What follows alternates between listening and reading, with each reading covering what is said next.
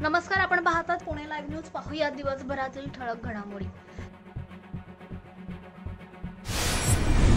खेड तालुक्यात शनिवारी दिनांक 10 एप्रिल 2021 रोजी तब्बल 34 गावे आणि 3 पालिकांमध्ये 188 रुग्ण आढळून आलेत. खेड तालुक्यातील एकूण रुग्णांचा आकडा हा 14,812 झालाय. शनिवारी दिवसभरात 156 रुग्णांना डिस्चार्ज देण्यात आला, तर सद्यस्थितीत 1,321 रुग्ण ऍक्टिव्ह आहेत. खेड तालुक्यात एकूण मृतांचा आकडा हा 211 एवढा झालाय. शनिवारी सायंकाळी 5 पर्यंत मिळालेल्या रुग्णांपैकी तालुक्याच्या ग्रामीण भागात 134 रुग्ण, चाकणमध्ये 30, आळंदीमध्ये 10, राजगुरुनगरमध्ये 14 असे एकूण 188 नवे कोरोना रुग्ण आढळून आल्याची माहिती खेड तालुका आरोग्य प्रशासनानं दिली आहे. खेड तालुक्यात कडक निर्बंधाला गावातील नागरिकांचा चांगला प्रतिसाद मिळालाय. नेहमी गजबजलेल्या गावातील रस्ते आता ओस पडल्याचं चित्र पाहायला मिळतंय. खेड तालुक्यातील विविध गावांमध्ये काय स्थिती होती ते पाहूयात.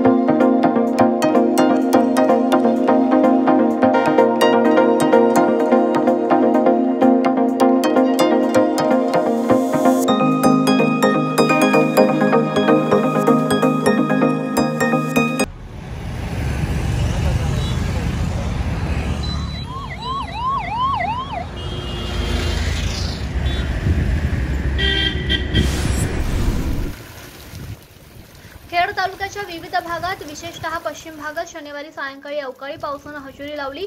चासकमान धरण परिसरात तुरळक पावसानं शनिवारी दुपारी 3 वाजण्याच्या सुमारास हजेरी लावली.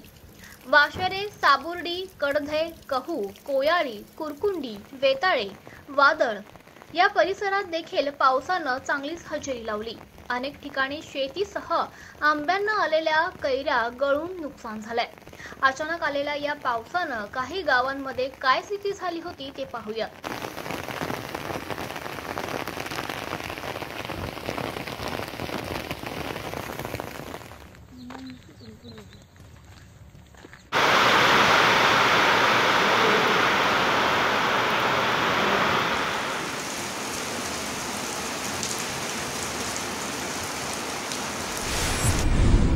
खेड तालुक्यात वीकेंड लॉकडाऊनमुळे शनिवारी 10 एप्रिल 2021 रोजी कडक निर्बंधाला नागरिकांचा चांगला प्रतिसाद मिळालाय.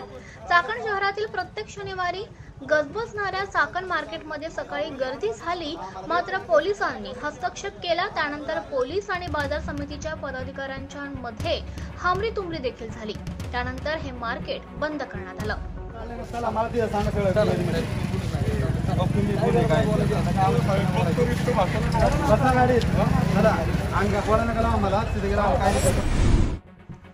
शनिवारी 10 एप्रिल रोजी चाकण मार्केट सुरू ठेवल्यानं शेतकऱ्यांनी शेतमाल बाजारात आणला, मात्र या शेतमालाला खरेदीसाठी व्यापारी आलेच नाहीत. त्यामुळे कवडीमोल भावानं हा शेतमाल विक्री करावा लागला. अनेक शेतकऱ्यांनी पुन्हा हा शेतमाल माघारी नेला. यामध्ये शेतकऱ्यांचं मोठं नुकसान झाल्याचं शेतकऱ्यांनी आडत्यांनी सांगितलंय. दरम्यान कांदा मार्केटमध्ये देखील कांद्याची मोठी आवक झाली होती, मात्र कांद्याचे लिलाव झाले नसल्यानं बाजार समिती प्रशासनाकडून सांगण्यात आलं. राजगुरुनगर शहरातील सर्व चौक आणि रस्ते, चाकणमधील सर्व चौक आणि महामार्ग आणि अंतर्गत रस्ते या सर्वच भागात नागरिकांची अत्यंत तुरळक गर्दी होती. या सर्व निर्बंधातून कोरोना रुग्णसंख्या कमी होण्याची अपेक्षा आहे. दरम्यान खेडमधील कोरोना रुग्णसंख्या कमी होण्याचं नाव घेत नाहीये आणि ही स्थिती समोर येणारे मोठमोठे आकडेच सांगतात.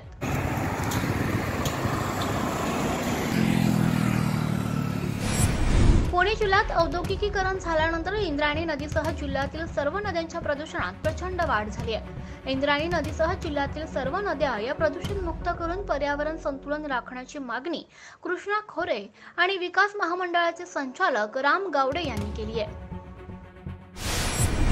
राजगुरुनगर शहराला पाणी पुरवठा करणाऱ्या भीमा नदीवरील बंधाऱ्यात मोठ्या प्रमाणात शेवाळयुक्त पाणी झाल्याने नागरिकांना दूषित पाणी पुरवठा होतोय। या बंधाऱ्यात रिकाम्या बाटल्यांचा कचरा साठलाय। संपूर्ण बंधाऱ्यातील पाण्यावर शेवाळासह जलपर्णी रोपटी सुद्धा दिसून येत आहेत। दरवर्षी उन्हाळ्यात राजगुरुनगर शहरातील नागरिकांना पाणी कपातीचा आणि दूषित पाण्याचा सामना सहन करावा लागतोय।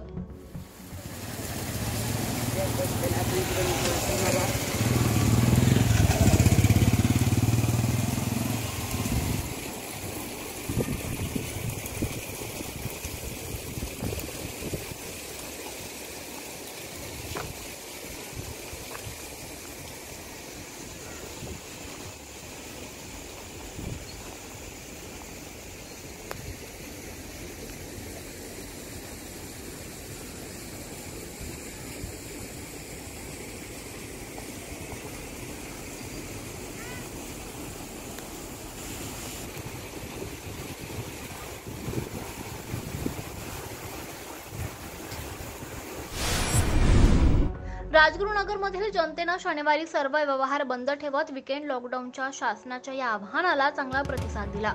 शहरातील रस्ते हे ओस पडले होते। अत्यावश्यक सेवेमधील औषधांची दुकानं मात्र सुरू होती। अन्य व्यवहार बंद होते। राजगुरुनगर शहरात सर्व रस्त्यावर पोलिसांसह नगर परिषदेच्या कर्मचाऱ्यांनी सुद्धा नाकाबंदी केली होती।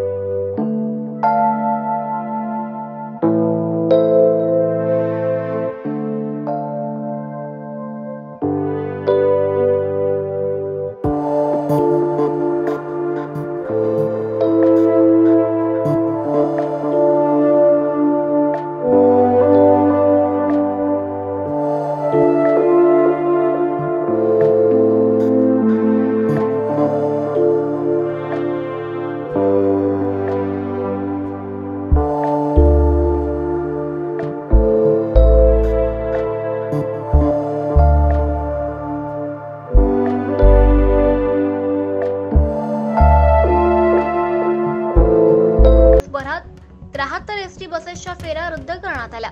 तुरळक प्रवासी घेऊन लांब पल्ल्याच्या बसेस सुरू होत्या असं राजगुरुनगर आगाराच्या अधिकाऱ्यांनी सांगितलं।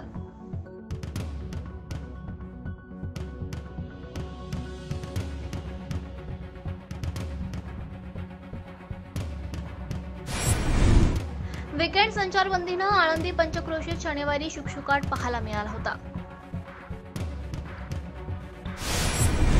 आंबेठाण, कोरेगाव बुद्रुक आणि कोरेगाव खुर्द या गावांमध्ये आज कोरोना प्रतिबंधक लसीकरण मोहीम राबवण्यात आली। नागरिकांनी मोठ्या संख्येने याला प्रतिसाद दिला।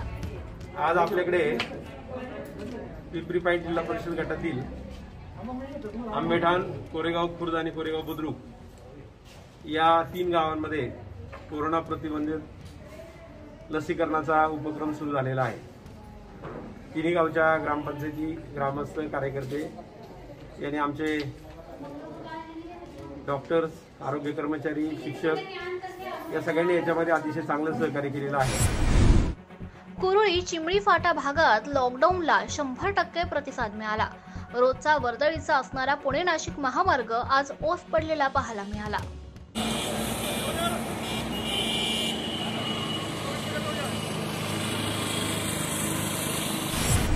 खेड तालुक्यात शनिवारी 10 एप्रिल रोजी 188 कोरोना रुग्ण मिळाले आहेत। याशिवाय सुपर स्प्रेडर अँटीजन चाचणीतून चाकणीतील 220 नागरिकांमधून तब्बल 62 जणांना कोरोना संसर्ग झाल्याचे समोर आले आहे। तर ग्रामीण भागातील पाईट येथे 17 पैकी 5 जणांचा अहवाल पॉझिटिव्ह आला।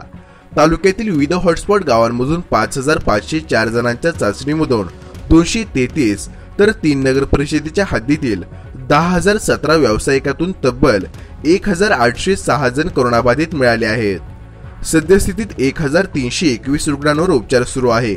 16 डेडिकेटेड कोविड खासगी हॉस्पिटलमध्ये 200हून अधिक रुग्णांवर उपचार सुरू आहे। तालुक्यातील रुग्णसंख्येचा विस्फोट वाढत असून म्हाळुंगे आणि चांडोली कोविड सेंटरमध्ये बेड मिळवण्यासाठी नातेवाईकांची धावपळ होत असल्याचे चित्र पाहावयास मिळत आहे। काकुबाई ते खरपूड या ठिकाणी प्रधानमंत्री ग्राम सडक रस्ता देखभाल दुरुस्तीसाठी 2022 पर्यंत मुदत असताना डागडुजी व खड्यामध्ये डांबर न टाकता नुसती क्रेशर व खडी टाकली जात आहे। या कामाची चौकशी करून काम पुन्हा करण्यात यावे अशी मागणी खरपूड गावच्या ग्रामस्थांनी केली आहे। ब्युरो चीफ तुकाराम बोंबले, प्रतिनिधी सतीश आगळे, प्रफुल्ल टंगसाळे, प्रणव दुधवडे, अविनाश भोसले, संगीता फलके, अभिजित भोसले, पूजा नायकरे टोके, वैष्णवी मांडेकर, यश दुधवडे, पुणे लाईव्ह न्यूज, खेड, पुणे। निर्भीड आणि निपक्ष पत्रकारिता याचबरोबर माहिती आणि मनोरंजन यांचा सुरेख संगम आपणासाठी घेऊन येत आहोत पुणे लाईव्ह या मराठी चॅनलवरून। यासाठी आमच्या पुणे लाईव्ह या YouTube चॅनलला लाईक करा आणि बेल आयकॉन समोरील बटन दाबून पुणे लाईव्ह परिवाराचा हिस्सा बना। धन्यवाद।